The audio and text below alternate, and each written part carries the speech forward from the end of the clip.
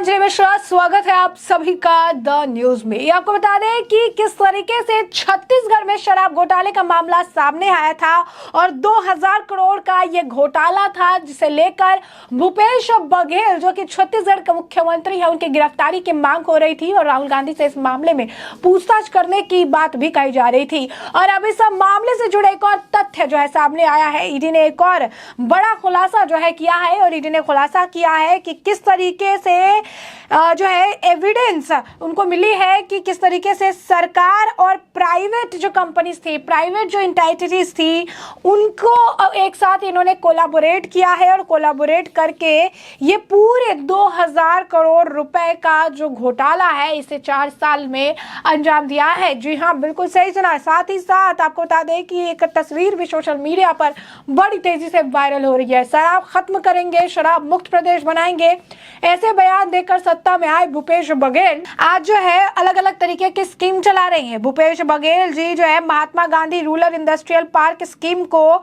Complementary snacks provide करने के लिए इस्तेमाल कर रहे हैं, जहां पर उनको पानी और ग्लास जो है फ्री में दिया जा रहा है और चखने का इंतजाम भी भूपेश बघेल कर रहे हैं। यानी शराब घोटाला, पहले शराब की सप्लाई का मामला और उसके साथ साथ चखना भी पूरी तरीके से प्रोवाइड कराया जा रहा है और ये इस वक्त छत्तीसगढ़ का हाल हो चुका है। तो आप देखिए किस तरीके से छत्तीसगढ़ में भूपेश बघेल की, अगर आप कहेंगे सरकार है, भूपेश बघेल की सरकार शराबबंदी का मुद्दा बनाकर सत्ता में आई थी, लेकिन शराब घोटाले को लेकर इन दिनों लगातार चर्चा में है। ईडी ने कई सारी गिरफ्तारियां भी इस मामले से लेकर की थी।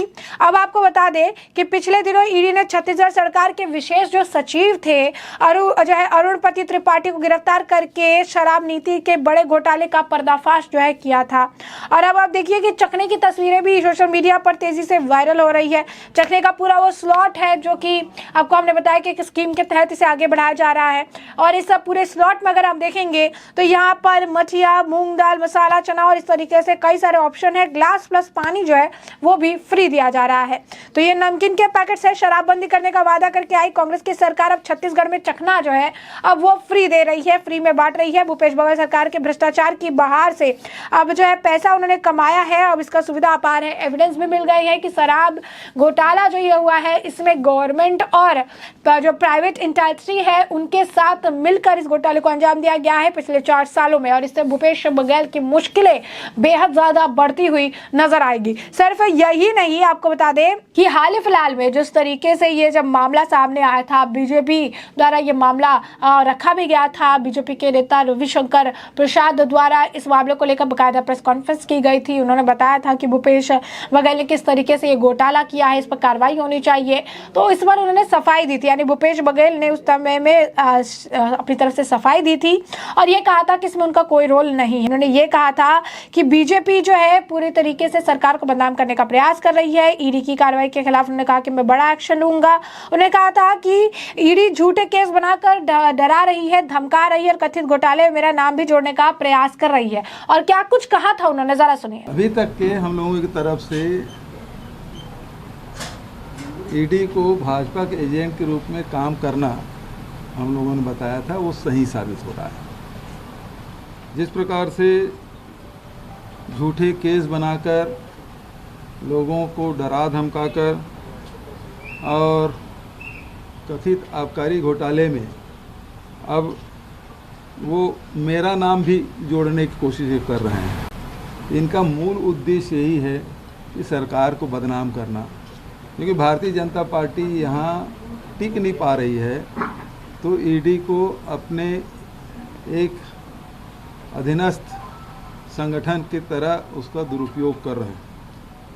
और ये जो षड्यंत्र है अब ये प्रमाणित हो गई है कि ये भारतीय जनता पार्टी और ईडी का षड्यंत्र है। दूसरी बात ये है कि लगातार ईडी मीडिया ट्रायल के तहत प्रेस विज्ञप्ति वगैरह जारी कर रही है और उसमें ये भी कहा गया है कि जो डिस्टिलर है वो सब एक्साइज ड्यूटी पटाए बिना शराब के विक्रय कर रहा है।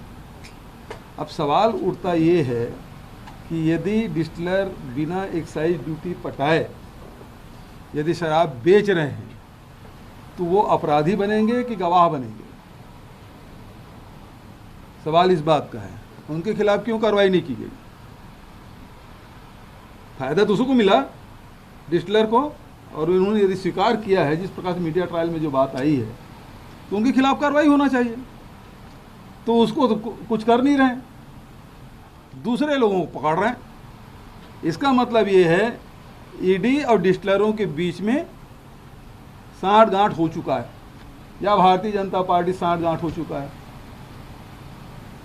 और इसमें दाल में जरूर कुछ न कुछ काला जरूर है, तभी उनको गिरफ्तार नहीं किए हैं। नहीं तो ये तो किसी भी उठा के ले जा रहे हैं, किसी गिरफ्तार कर रहे हैं, जो स्वीकार कर चुके हैं कि हमने बिना एक्साइज ड्यूटी पटाए शराब बेचा, तो सबसे पहले तो अपराधी वही हुए, तो उनको गिरफ्तार ईडी क्यों नहीं कर रही है? इसका मतलब यह है कि डिस्टिलर को भारतीय जनता पार्टी आज बचा रही है, या ईडी के साथ उसका साठ-गांठ हो चुका है, यह स्पष्ट हो गया है। इसमें वो जो प्रेस विज्ञप्ति है उसके आधार पर हो, चाहे कोई शिकायत करे तब, लेकिन इस मामले में ये है कि दूध का दूध और पानी का पानी होना चाहिए।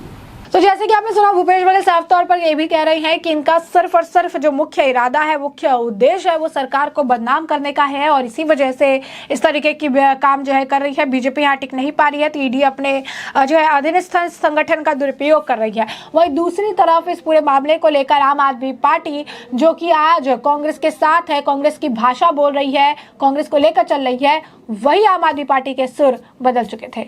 वही आम आदमी पार्टी, आपको बता दें कि बस महीने भर पहले की अगर बात होगी तो आम आदमी पार्टी ने बकायदा, सौरभ भारद्वाज ने बकायदा इस मामले को लेकर प्रेस कॉन्फ्रेंस की थी, जहां पर वो भूपेश बघेल की गिरफ्तारी और राहुल गांधी से मामले की पूछताछ को लेकर बयान देते नजर आए थे। क्या कहा था सौरभ भारद्वाज ने, जरा वो भी सुनिए। देखिए, आज के अखबार पूरे देश में छपे पड़े हैं कि छत्तीसगढ़ के अंदर करीब 2000 करोड़ का शराब घोटाला हुआ। कांग्रेस पार्टी के रायपुर के मेयर के खुद भाई इस पूरे के पूरे सिंडिकेट को चला रहे थे। वहाँ पे बाकायदा पूरा का पूरा एक पैरेलल सिस्टम शराब का चल रहा था। छत्तीसगढ़ के अंदर सारे सरकारी ठेके 800 के करीब हैं, सब सरकारी हैं। जो मार्केटिंग कॉरपोरेशन है वो भी सरकारी है, और आरोप है वो ये है कि ये पूरी की पूरी शराब जो सरकारी तंत्र के थ्रू बिकनी चाहिए थी, जिस पे करीब 60 से 70% एक्साइज ड्यूटी होती है, वो एक पैरेलल सिस्टम के तहत अलग और नकली नॉन ड्यूटी पेड शराब आती थी, और 30 से 40% शराब जो छत्तीसगढ़ में बिक रही थी वो नॉन एक्साइज ड्यूटी पेड शराब थी। यानी कि अगर 30 रुपये की शराब है और वो 100 रुपये की बिकती है तो 70 रुपये सरकार के होते हैं। मगर यहाँ पे जो 30 रुपये की शराब जो बिक रही थी और 100 रुपये जो उसमें मिल रहा था, वो ना तो उसकी एंट्री बुक्स में करी जा रही थी, ना वो कंपनी वाले अपनी उसकी प्रोडक्शन दिखा रहे थे। होलोग्राम से लेकर बॉटल पूरी नकली बनाई जा रही थी, एक एक दुकान पे नकली शराब भेजी जाती थी, और वो जब बिकती थी तो उसकी कैश के अंदर जो कलेक्शन होती थी वो नीचे से लेकर ऊपर तक अफसरों में और राजनेताओं के अंदर बंटता था। ये करीब 2000 करोड़ का बड़ा घोटाला है, और मुझे लगता है कि अगर अफसरों में इतने बड़े लेवल पे मिलीभगत हो, कांग्रेस के बड़े नेता मिले हुए हों, तो सीधा सीधा इसके अंदर मुख्यमंत्री की गिरफ्तारी होनी चाहिए और उनसे पूछताछ होनी चाहिए। और मुख्यमंत्री राहुल गांधी जी के बहुत जो है करीबी बताए जाते हैं, वहाँ पे अक्सर ये बात कही जाती है कि इसका पैसा आला कमान तक जाता है। राहुल गांधी जी से भी पूछताछ होनी चाहिए। तो जैसा कि आपने सुना कि किस तरीके से सौरभ भारद्वाज द्वारा इस मामले को लेकर कहा जा रहा है कि भूपेश बघेल की इस मामले में गिरफ्तारी होनी चाहिए, और इस मामले को लेकर जो है पूरी तरीके से जांच होनी चाहिए, और इस मामले पर राहुल गांधी से भी पूछताछ होनी चाहिए। राहुल गांधी का नाम भी उन्होंने घसीटा था। उन्होंने ये भी कहा कि इस तरीके से ये जो पूरा मामला है काफी ज्यादा संदिग्ध मामला है, घोटाले से जुड़ा मामला है, कोई भी ऐसे पीछे नहीं रह सकता है। उन्होंने कहा कि राहुल गांधी की क्या इस पूरे मामले में भूमिका है, इसकी भी जांच होनी चाहिए। तो आप देखिए, जो आम आदमी पार्टी आज इनके साथ है, इनके लिए बातें कर रही है, इनके साथ चल रही है, उसी आम आदमी पार्टी ने जो है हाल ही फिलहाल में इनकी गिरफ्तारी यानी भूपेश बघेल की गिरफ्तारी और राहुल गांधी के इस पूरे मामले में संलिप्तता की बात कही थी, राहुल गांधी की भूमिका की जांच करने की बात कही थी। आपने ये कहा था कि छत्तीसगढ़ में जो आबकारी विभाग है उसकी मिलीभगत से शराब घोटाले को अंजाम दिया गया था, और अब ईडी भी यही कह रही है। ईडी ने भी अब ये बड़ा खुलासा जो है किया है। ईडी भी अब पूरी तरीके से ये कह रही है कि जो शराब घोटाला हुआ है इसमें लिप्तता है इसमें जो है पूरी तरीके से अगर आप देखेंगे तो प्राइवेट कंपनी और सरकार की मिलीभगत से इस घोटाले को अंजाम दिया गया है। और ये बड़ा इनके हाथ में अगर आप कहेंगे कि एविडेंस लगा है जिसके हिसाब से ये बता रहे हैं। और अगर ऐसा होता है तो फिर इनकी मुश्किलें बढ़ जाएंगी, क्योंकि छत्तीसगढ़ के मुख्यमंत्री लगातार अपने आप को क्लीन चिट देने का प्रयास कर रहे थे, सारी बातें कर रही थी। सुप्रीम कोर्ट भी यह मामला गया था। सुप्रीम कोर्ट ने ईडी से कहा था कि राज्य के सरकारी अफसरों को फिलहाल कुछ दखलंदाजी मत करिए। उन्होंने कहा था कि नौकरशाह नेताओं ने की 2161 करोड़ की हेरा फेरी। ईडी ने इसके लेकर दाखिल भी किया था, अपने तरफ से मामला दाखिल किया था। छत्तीसगढ़ शराब घोटाले की जांच पर सुप्रीम कोर्ट ने भी जो है कुछ दिन पहले रोक लगा दी थी, लेकिन फिर ये मामला आगे चलते रहा। और इसके बाद अगर आप देखेंगे कथित शराब घोटाले में ईडी ने कार्रवाई की हुई थी और कई लोगों को इस मामले में गिरफ्तार किया था। 184 करोड़ रुपए की संपत्ति भी इस मामले में जब्त की गई थी। और शराब घोटाले मामले में छत्तीसगढ़ सरकार को जो आप कहेंगे कि जवाबदेही देनी पड़ी थी। और अब इस मामले में भूपेश बघेल की मुश्किलें लगातार निरंतर जो है बढ़ती नजर आ रही है। अब देखिए, शराब तो कह रहे थे शराबबंदी करेंगे, शराबबंदी नशाबंदी बहुत ज्यादा जरूरी है, इनके बयान थे। और इसके बाद नशाबंदी शराबबंदी करने की बात लेकर सत्ता में आए थे और आज के वक्त में चखना भी फ्री दे रहे हैं। तो शराब के साथ चखना तो फ्री कर दिया उन्होंने, अब घोटाले भी उजागर हो रहे हैं, एविडेंस भी मिलते नजर आ रहे हैं। तो सूत्र कहता है कि इस तरीके से अब एविडेंस मिले हैं जिससे भूपेश बघेल सरकार की मुश्किलें आने वाले समय में बेहद ज्यादा बढ़ती नजर आएगी। तो ऐसे में हमने आपको जो पूरा मामला है ये बड़े विस्तार से बताया है कि पूरा मामला क्या है। और अब इस पूरे मामले पर आपकी भी जो राय हो हमें कमेंट सेक्शन में कमेंट करके जरूर साझा करिए। धन्यवाद।